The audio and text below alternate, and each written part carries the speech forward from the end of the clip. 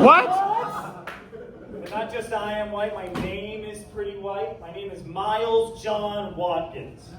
Don't need to clap for that. A lot of people act as if I just ate a dollop of mayonnaise when I tell them my name. But being from Miami, things tend to, plump up and get filled and stretched back. And so has my name. It's gotten to the point where my name is not Miles John Watkins. I am not Miles John Watkins. I am Miles Juan Joaquin. All right, Mom, calm down. But I'm going to be 100% with you guys. I am very nervous. I'm very nervous today. Should I do a gulp? I'm very nervous, and I've talked to a lot of seasoned comedians on advice on how to control my anxiety. Like, what am I supposed to do?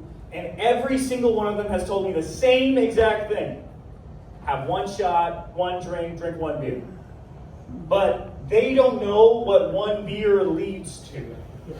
Because that one beer just leads to me crying in the shower, listening to the national anthem.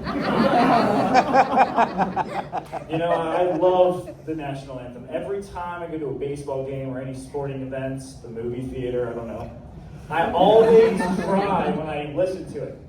And people ask me, why are you crying? I just think of all of the great things this country has done for me. That's enough white jokes. I gave you what you wanted. White guy in Miami. Oh. We're done. Push that to the side. No more. Do you know what I really want to talk about? This is why I'm here. What? Horses. Thank you, Mom. I want to talk about horses. Horses are really weird. They are really... Have you ever looked at a horse just dead on eye contact? But my favorite thing about horses, let me plop these back on. My favorite thing to think about horses is, what was it like 5,000 years ago seeing a man ride a horse for the first time? What was that like? Everybody was probably like, oh my gosh, Jebediah is riding a horse! That is incredible! But if I was there, I'd be more like, I thought about it. That's not fair. Jebediah does nothing. Jebediah does absolutely nothing. I'm out here with 16 kids and 16 kids and a farm to raise, and Jebediah's over here riding a horse. That's not fair. When was the last time you saw Jebediah rape and pillage? That joke does better in the Viking crowd. But I don't think they have any of those yet. But from horses, we evolved to cars. Cars is an incredible piece of transportation. I don't know if you've heard of it. But there's one thing about cars that I realized. Every car brand and every car brand has a controversial owner or person that started up. You got Henry Ford and Ford, big KKK dude. Volkswagen and Adolf Hitler, he invented racism. I thought about it. That's not fair. Jebediah does nothing. Jebediah does absolutely nothing. I'm out here with 16 kids and 16 kids and a farm to raise, and Jebediah's over here riding a horse. That's not fair. When was the last time you saw Jebediah rape and pillage?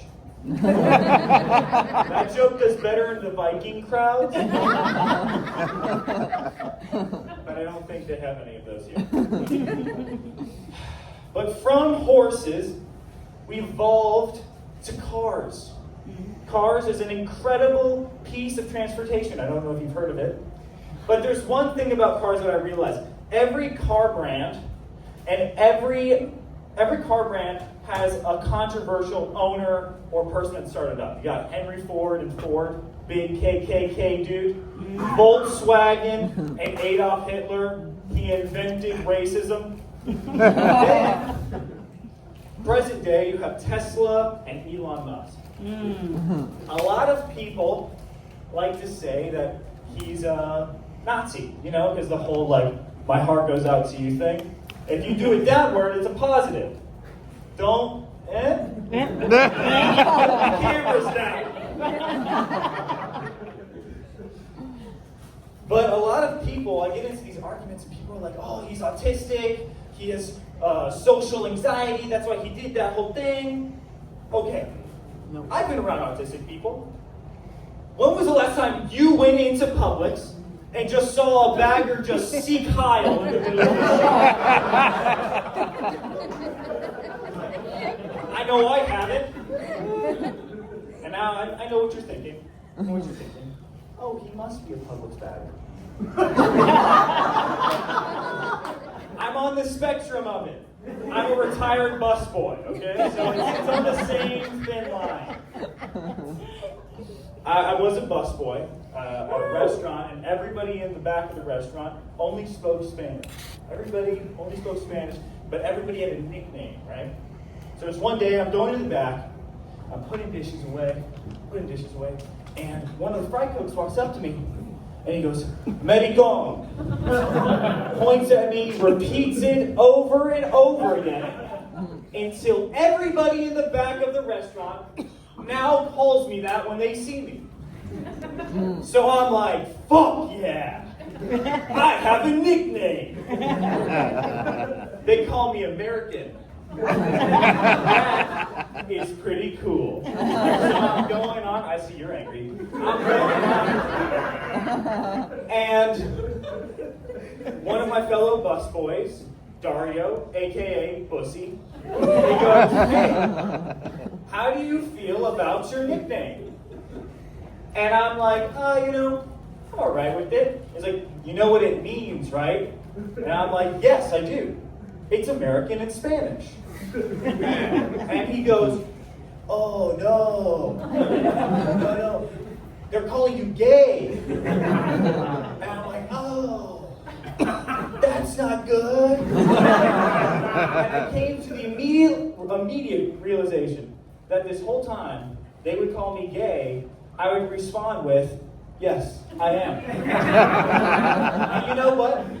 My parents are gay too. And I'm proud to say that my parents before them are gay. This whole time, I've been patriotically gay. That's all I have.